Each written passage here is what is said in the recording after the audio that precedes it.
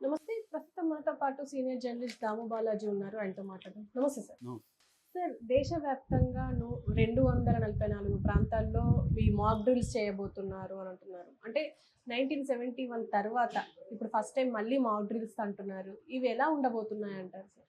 54 ఏళ్ల తర్వాత first time చేయబోతున్నారు. 1978లో చేశారు. యాక్చువల్గా మనకి సివిల్ డిఫెన్స్ రూల్స్ అని 1968లో ఇండియా పాస్ చేసింది.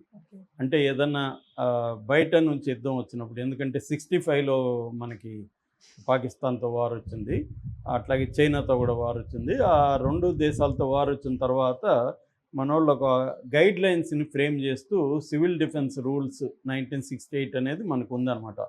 ఆ రూల్స్ ప్రకారం మనకి ఏ దేశంతో అయినా యుద్ధం వచ్చినప్పుడు ఈ ఇండియన్లో ఉండే సివిల్ పాపులేషన్ని రెడీ చేయడానికి, వార్ సిచ్యువేషన్ వస్తే ఎలా ఉండాలి అనేది ప్రధానంగా రెడీ చేయడానికి, అట్లాగే సివిల్ అడ్మినిస్ట్రేషన్ని, బ్యూరోక్రసీ, సివిల్ అడ్మినిస్ట్రేటివ్ వివిధ వ్యవస్థల్ని, అట్లాగే వివిధ సెన్సిటివ్ ప్రాంతాలని మనం సురక్షితంగా ఎలా ప్రిపేర్డ్గా ఎలా ఉంచాలి అనేది, ఇవన్నీ రెడీ చేయడం కోసం మాక్ డ్రిల్స్ కండక్ట్ చేయడం అనేది పెట్టుకోవాలనేది చేసుకున్నాం అన్నమాట.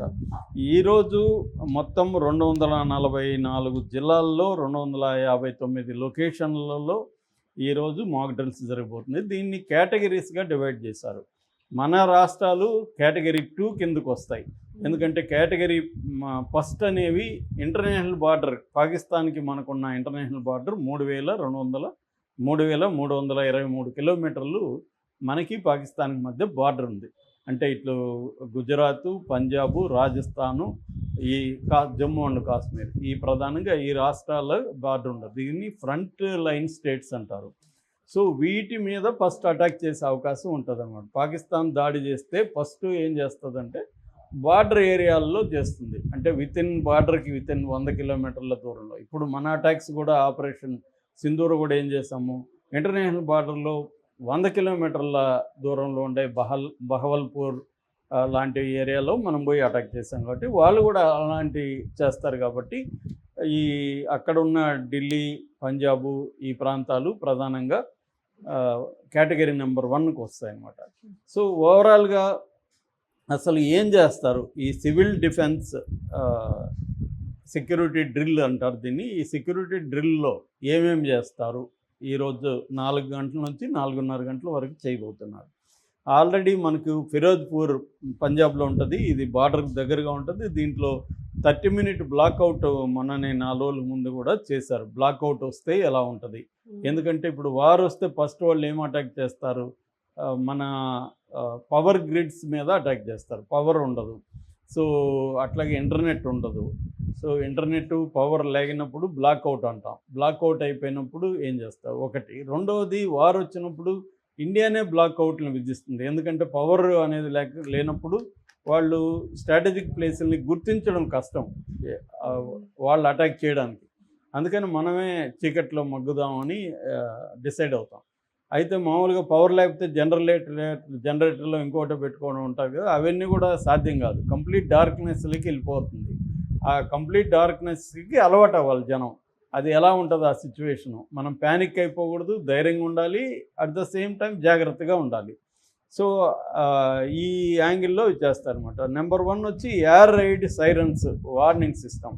అంటే అక్కడ ఇప్పుడు వాళ్ళు అటాక్ చేయబోతారని ముందుగానే మన ఇంటెలిజెన్స్ వ్యవస్థ, మన శాటిలైట్ వ్యవస్థ పసిగడుతుంది వాళ్ళు రాబోతున్నారు. ఉన్నా కానీ వాళ్ళు మనకి ఈ వార్నింగ్ సిస్టమ్ ఎయిర్లైన్ ఇవిస్తారు అనమాట. Air raid sirens long sirens మోగుతాయి. మనం వీడియోలు చూడొచ్చు దీంట్లో. ఎక్కడ మన గాజాలో కానీ లేకపోతే ఉక్రెయిన్లో కానీ ఆ వీడియోలు చూస్తే వాళ్ళు ఎలా ఇస్తున్నారు, ప్రజలు ఎలా అప్రమత్తం, అవన్నీ ఉన్నాయన్నమాట. అవి చూసినా కూడా మనకు అర్థమవుతుంది. మనకు ఒకవేళ పాకిస్తాన్ వాళ్ళు మన మీద అటాక్ చేస్తే ఎలా ఉండాలో మనం ఆ వీడియోలు చూడొచ్చు. సో అలాగా వార్నింగ్ సిస్టమ్ని అలర్ట్ చేస్తారు. వార్నింగ్ సిస్టమ్స్ యాక్టివ్గా ఉన్నాయా లేదా, ఎక్కడెక్కడ వార్నింగ్ సిస్టమ్ ఉన్నాయి, ఎక్కడెక్కడ లేవు, ఇవన్నీ కూడా మనకి డ్రిల్లో తెలుస్తాయి అన్నమాట. రెండవది బ్లాక్అవుట్ ప్రోటోకాల్స్. ఇందాక చెప్పిన పవర్ అంతా కంప్లీట్ కట్ చేసేస్తారు. మొబైల్స్ ఉండవు, మొబైల్స్ పనిచేయవు, ఇంటర్నెట్ పనిచేయదు. ఇటువంటి కండిషన్లో ఎట్లా మనం కమ్యూనికేట్ చేసుకోవాలా, రేడియో ఫ్రీక్వెన్సీని ఎలా వాడుకోవచ్చు, రేడియో ఫ్రీక్వెన్సీ ద్వారా కమ్యూనికేట్ చేయొచ్చు. ఆ, మనకి ఇంటర్నెట్ లేకపోయినా మొబైల్కి మెసేజ్లు వచ్చే విధంగా ప్లాన్ చేసుకోవచ్చు. మన మొబైల్కి అందరికీ గవర్నమెంట్ వస్తుంది. ఇలాంటివి చేస్తారనమాట.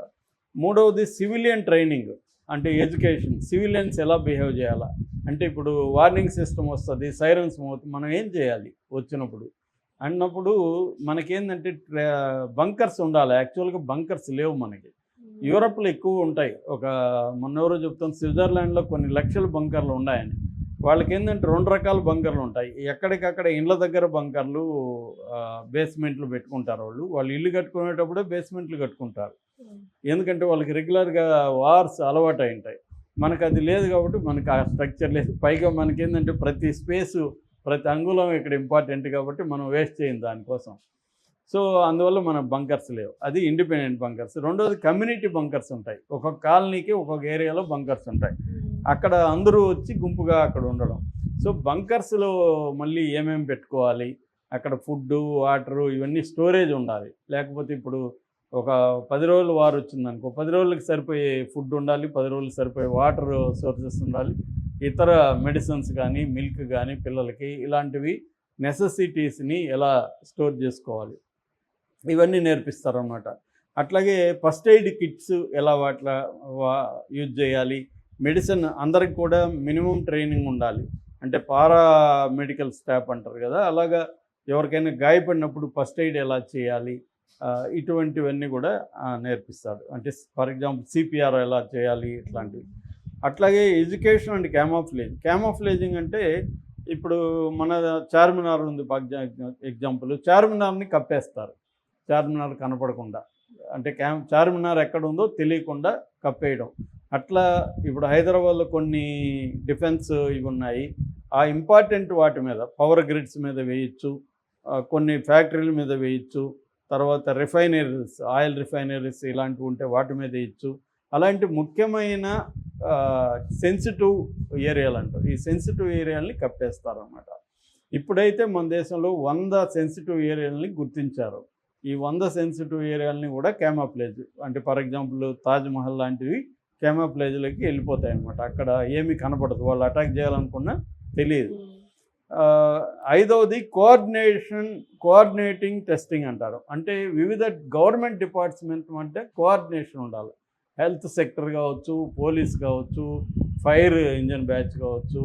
ఎందుకంటే అటాక్ జరిగినప్పుడు ఫైర్ ఇంజన్స్ ఇమీడియట్గా రావాలి, వాళ్ళకి వాటర్ సోర్స్ ఏంటి, వివిధ డిపార్ట్మెంట్ల మధ్య కోఆర్డినేషన్ ఎలా ఉందనేది కూడా ఈ మాక్ డ్రిల్లో టెస్ట్ చేస్తారు. అలాగే పబ్లిక్ గైడెన్స్ చేస్తారు. అంటే టార్చ్ లైట్లు కొనుక్కోండి, బ్యాటరీసు, ఎందుకంటే పవర్ ఉండదు కాబట్టి టార్చ్ లైట్స్, బ్యాటరీ మన దగ్గర ఉంటే ఎక్కువ కాలం అది వాడచ్చు. క్యాండిల్స్. రెండోది ఇందాక చెప్పినట్టుగా ఫుడ్డు, స్టోరేజ్, అంటే త్వరగా చెడిపోని లాంగ్ టర్మ్ ఉన్న ఫుడ్స్ ఏవైతే ఉన్నాయో అవి ఎక్కువగా ప్యాక్డ్ ఫుడ్స్ని స్టోర్ చేసుకోవడం. తర్వాత వాటర్ని ఎక్కువగా స్టోర్ చేసి పెట్టుకోవడం. ఇంకా బేర్ నెసెసిటీ, ఇంట్లో పిల్లలు ఉంటే మిల్క్ పౌడర్స్ అవన్నీ పెట్టుకోవడం, మెడిసిన్స్ని పెట్టుకోవడం, ఫస్ట్ ఎయిడ్ కిట్ ప్రతి ఇంట్లో పెట్టుకోవడం. ఇవన్నీ కూడా మనకి ట్రైనింగ్ ఇస్తారన్నమాట. ఎందుకంటే రేపు వార్ సిచ్యువేషన్ వచ్చినప్పుడు మనం సర్వైవ్ అవ్వడం ఎలాగ అనేది అప్పటికప్పుడు ఎత్తుక్కోకుండా ముందుగా ప్రిపేర్ చేసుకోవాలి. అయితే ఇక్కడ గవర్నమెంట్ చెప్పేది ఏమంటే ప్యానిక్ కాకండి, ఇప్పటికిప్పుడేమో పాకిస్తాన్ మన మీద వచ్చి దాడులు చేసే పరిస్థితి ఉండదు, కానీ అప్రమత్తంగా ఉండమని మాత్రం చెప్తుంది. ఎందుకంటే ప్యానిక్ అయితే ఏం జరుగుతుందంటే మనం పొలవమని పోయి షాపింగ్లోకి పోయి కొనేయడం మొదలు పెడతాము. షాపర్స్ కూడా వాళ్ళు రేట్లు పెంచేస్తారు. సో దీనివల్ల పేదలకి అందుబాటులో ఉండవు. ఇది బ్లాక్ మార్కెట్లోకి వెళ్ళిపోతుంది. ఎప్పుడైనా వార్ సిచ్యువేషన్ వస్తే వ్యాపారస్తులు, బిజినెస్ పీపుల్ వీళ్ళందరూ ఏం చేస్తారంటే సరుకుల్ని పెంచేస్తారు, బ్లాక్ చేస్తారు, ఎమర్జెన్సీ సిచ్యువేషన్ క్రియేట్ చేస్తారు. బ్లాక్లో అయితే ఇప్పుడు మనకు మిల్క్ కావాలి, బయట దొరకదు, అప్పుడేం చేస్తాం మనం? 100 రూపాయలు ఉండే లీటర్ 100 రూపాయలు అనుకుంటే మనం 1000 రూపాయలైనా మిల్క్ కొనడానికి రెడీ అయిపోతాం. రెండోది ఏంటంటే డబ్బులు ఇవాళ మనం దాదాపు 53-55% పీపుల్ డీటెయిల్ మనీ వాడడం మొదలు పెట్టేస్తాం. డీటెయిల్ ఇన్ఫ్రాస్ట్రక్చర్ అనేది బాగా పెరిగిపోయింది మనకి. అందువల్ల క్యాష్ పెట్టుకోవడం కూడా ఇంపార్టెంట్. ఎందుకంటే బ్యాంక్స్ పని చేయకపోవచ్చు, బ్యాంక్స్లో ఇంటర్నెట్ ఉండదు, సర్వర్ డౌన్లు అవుతాయి. సో ఏటీఎంలు పనిచేయవు. అట్లాంటప్పుడు రెడీమేడ్ క్యాష్ కూడా పెట్టుకోవడం అవసరం. ఇవన్నీ కూడా యుద్ధానికి ముందుగా మనకి ప్రిపేర్ చేయడానికి మాక్ డ్రిల్ అనేది కండక్ట్ చేస్తారు. ఇక నేను చెప్పినట్టుగా ఇందాక చెప్పినట్టుగా తెలంగాణ అండ్ ఆంధ్ర కేటగిరీ 2 అంటే మీడియం రిస్క్, కేటగిరీ 3 అంటే లో రిస్క్, కేటగిరీ 1 అంటే హై రిస్క్. మంది మీడియం రిస్క్లో ఉన్నాయి. ఎందుకు మీడియం రిస్క్ అంటే ఆంధ్రాలో ఏమో వైజాగ్ అనేది ఇంపార్టెంట్, పోర్టు సిటీ కాబట్టి అది కేటగిరీ 2కి వచ్చింది. ఎందుకంటే ఇప్పుడు పోర్ట్లు అనేవి చాలా ఇంపార్టెంట్ యుద్ధంలో. సో ఒకవేళ అక్కడ మనకి గుజరాత్ అటుపక్క ఇబ్బంది అయినప్పుడు ఆ షిప్పులన్నీ వైజాగ్ ఇలాంటి ప్లేసులకి రావాలి. కాబట్టి ఇక్కడ కూడా అటాక్ చేసే అవకాశం ఉంది. ఇవాళ నేను ఇందాక చెప్పినట్టు క్యామోఫ్లేజ్ చేస్తామన్నాను, కప్పేస్తాం. కప్పేసి అవన్నీ కూడా పనిచేయకపోవచ్చు. ఎందుకంటే ఇవాళ ఏఐ టెక్నాలజీ వచ్చింది, థర్మల్ ఇది వచ్చింది, నైట్లో కూడా పసిగట్టే ఇవి వచ్చేసాయి. కాబట్టి ఈ టెక్నాలజీలో నువ్వు ఎంత దాక్కున్నా కనిపెట్టే టెక్నాలజీ వచ్చినప్పుడు చాలా కష్టమే. కాబట్టి ఇప్పుడు వైజాగ్లో చేయబోతున్నారు. అట్లాగే హైదరాబాద్, దీని మీద నేను సపరేట్ వీడియో కూడా చేశాను, ఏ ప్రాంతాల్లో చేస్తాను.